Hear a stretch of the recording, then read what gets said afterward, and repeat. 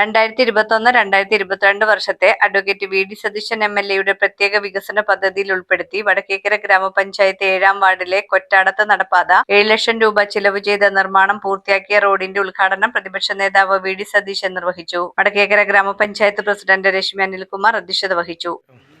വടക്കേക്കര ഗ്രാമപഞ്ചായത്ത് ward 7 മടക്കളാത്തരത്തിലെ കൊറ്റയത്ത് നടപ്പാതയുടെയും കലുങ്കിൻ്റെയും MLA fund 7 ലക്ഷം രൂപ ഉപയോഗിച്ച് നിർമ്മിച്ച നിർമ്മാണ പ്രവൃത്തികളുടെ ഉദ്ഘാടനമാണ് ഇന്നിവിടെ നടന്നത്. ഏറ്റവും നല്ല രീതിയിൽ തന്നെ ഇതിൻ്റെ പ്രവർത്തനം ഇവിടെ നടന്നിട്ടുണ്ട്.